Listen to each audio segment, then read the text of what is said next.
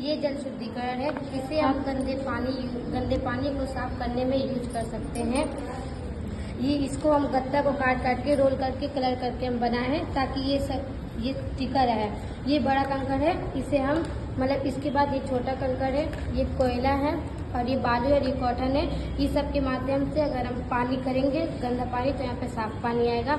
ये पानी को हम यूज कर सकते हैं खेत में, यहाँ पे खेत को अच्छा रहे। और ये सब तो ये पानी को हम पीने में भी काम कर सकते हैं।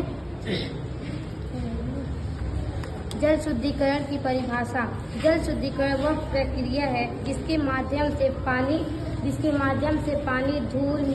से धूल, मिट्टी, रसायन, सूक्ष्म जीव और अन्य अशुद्धियाँ हटाई जाती हैं ताकि वह पानी पीने या अन्य उपयोग के लिए सुरक्षित हो जाए।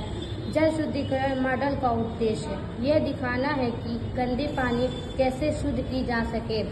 जल प्रदूषण को समझाना और जल संरक्षण का संदेश। छात्रों में वैज्ञानिक दृष्टिकोण विकसित करना।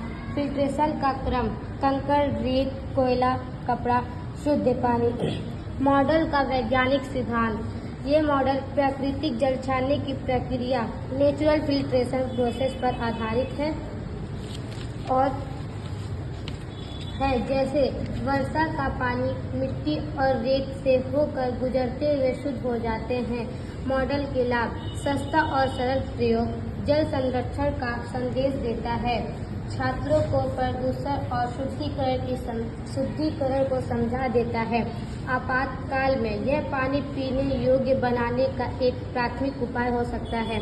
निष्कर्ष। जल शुद्धिकरण मॉडल हमें सिखाता है कि सीमित जल संसाधनों का संरक्षण और शुद्धिकरण दोनों हमारी जिम्मेदारी है। स्वच्छ जल स्वच्छ जीवन का आधार है। जल शुद्धिकरण की परिभाषा। जल शुद्धिकरण वह प्रक्रिया है जिसके माध्यम से पानी से धूल, मिट्टी, रसायन, सूक्ष्म जीव और अन्य अशुद्धियाँ हटाई जाती हैं ताकि वह पानी पीने या अन्य उपयोग के लिए सुरक्षित हो जाए। जल शुद्धिकरण मॉडल का उद्देश्य यह दिखाना है कि गंदे पानी कैसे शुद्ध की जा सके। जल प्रदूषण को समझाना और जल संरक्षण का संदेश।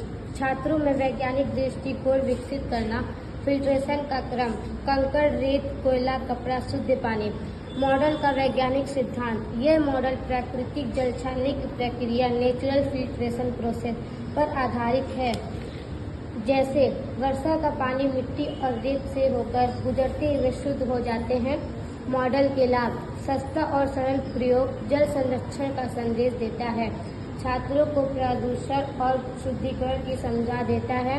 आपातकाल में यह पानी पीने योग्य बनाने का एक प्राथमिक उपाय हो सकता है।